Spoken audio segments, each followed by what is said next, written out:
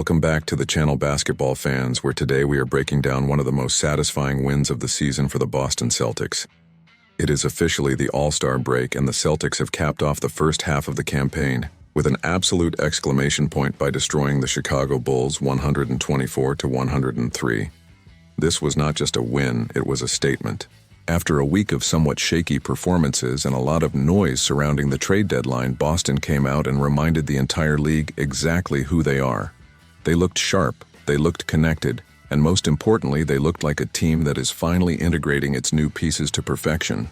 The headline of the night has to be the play of the newest Celtic, Nikola Vucevic. We have been waiting to see what the big man could really do once he got settled in, and Wednesday night against his former team was the breakout performance we were hoping for.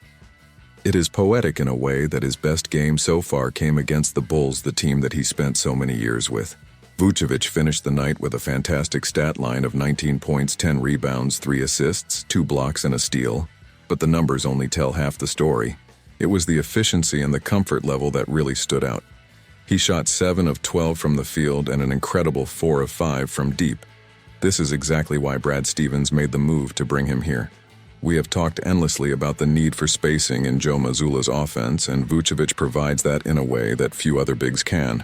For the first time since his arrival, he looked completely in rhythm from beyond the arc. There was no hesitation in his shot.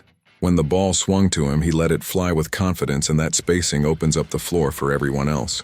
But what might be even more exciting than the shooting is the passing. We knew Vucevic was a skilled offensive player, but his passing ability is criminally underrated. Throughout the game, he was making reads that you simply do not see from most centers. He wasn't just looking for his own shot, he was eager to make the extra pass to keep the offense flowing. There were multiple possessions where he had a decent look, but instead of forcing it, he swung the ball one more time to generate a wide-open shot for a teammate. That kind of unselfishness is contagious, and it fits perfectly into the Celtics' philosophy of turning good shots into great shots. Defensively, there were question marks when the trade happened. People worried that Vucevic might be a liability on that end, especially in a switch-heavy scheme. But honestly, he looked solid. It seems like that first full practice with the team really paid dividends because he looked much more connected to the defensive game plan. He was in the right spots, he communicated well, and he used his size effectively to alter shots without fouling. If he can give the Celtics this level of production on offense while just being average on defense, this team becomes significantly more dangerous. Now, while Vucevic was the shiny new toy, we have to give a massive shout-out to Jordan Walsh. The third-year forward has had a bit of a roller coaster season. He started off strong, looking like a key rotation piece, but then he got sick in late December, and honestly, he hasn't looked the same since. He lost his rhythm and fell out of the rotation a bit. But against the Bulls, we saw the Jordan Walsh renaissance. This was easily the closest he has looked to his peak form in months. The 21-year-old was absolutely everywhere. He was a menace on defense, racking up 3 steals and a block, but it was his energy on the glass that really changed the momentum. Walsh grabbed 4 offensive rebounds, and a couple of them led to loud back slams that got the Garden on its feet. That is the Jordan Walsh the Celtics need. They do not need him to score 20 points a night, they need him to be a chaotic force of energy, who disrupts the other team and steals extra possessions. If he can play like this consistently coming off the bench, it solves a lot of the depth issues that people have been worried about. Another huge positive from this game was the return of the three-point shooting. Let's be honest, the last couple of games have been rough from behind the arc. The Celtics are a team that lives and dies by the three, and when they aren't falling, it can get ugly. But against Chicago, the law of averages finally kicked in. Boston sank 18 threes on 40% shooting. It felt like a return to normalcy. When the Celtics shoot 40% from deep, they are virtually unbeatable. It was not just one guy getting hot, it was a collective effort, which makes it even harder to guard. Now, as much as we are celebrating the Celtics' success, we have to take a moment to pour one out for Anthony Simons. It is genuinely hard not to feel bad for the guy. Just over a week ago, he was preparing for a game with the Celtics, thinking he was part of a title contender. Then he gets the call that he is being traded to Chicago, and now he has to suffer through whatever that was on Wednesday night. The Bulls looked atrocious. It is not just that they lost, it is how they lost. Their offense was stagnant and bad, their defense was completely disconnected, and they looked like a team with zero identity. Simons went from playing in a system that generates open looks and wins games to a situation where he is fighting an uphill battle every single night. Insert the crying face emoji here because the contrast between the two teams was stark. Chicago put on a clinic on how not to win in the NBA.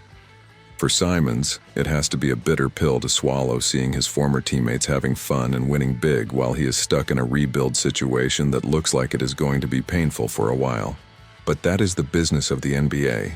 The Celtics made a move to win a championship, and right now it looks like the right move. Heading into the All-Star break, this win is exactly what the doctor ordered. It washes the bad taste of the recent struggles out of their mouths and sends them into the vacation period with good vibes. The players can now get some much-needed rest, and the coaching staff can take a breath and evaluate what they have. For Vucevic specifically, this break is going to be crucial. He has played well, but he is still learning the system on the fly. Having a week off to study the playbook, watch film, and get mentally synchronized with his new teammates is going to be invaluable. When they come back for the stretch run, I expect him to look even more comfortable. The integration process is never seamless, but games like this show you the ceiling. A lineup with Vucevic providing spacing and post-scoring surrounded by the Jays and playmakers like Derek White is a nightmare for opposing defenses. We saw glimpses of it against the Bulls. The ball moved, the spacing was elite, and the defense was active. If this is the version of the Celtics we get in the playoffs, then Banner 19 is looking like a very real possibility. We also have to keep an eye on how Joe Mazzulla manages the rotation moving forward. With Walsh playing this well, does he earn more consistent minutes?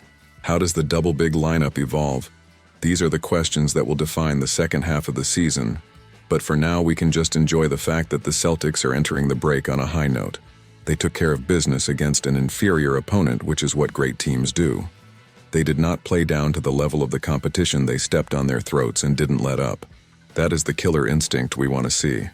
As we look ahead to the rest of the season, I want to know what you guys think. Was this Vucevic performance a sign of things to come, or was it just a good game against a bad team? And do you think Jordan Walsh has done enough to solidify his spot in the rotation for the playoffs? Let me know your thoughts in the comments section down below, because I really want to hear what Celtics Nation is thinking right now.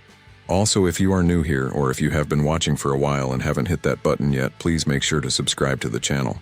We are building an amazing community here, and I don't want you to miss any of the deep dives and analysis coming up as we head towards the playoffs. Smash that like button if you enjoyed the video. It really helps us out with the algorithm and gets this content to more fans like you.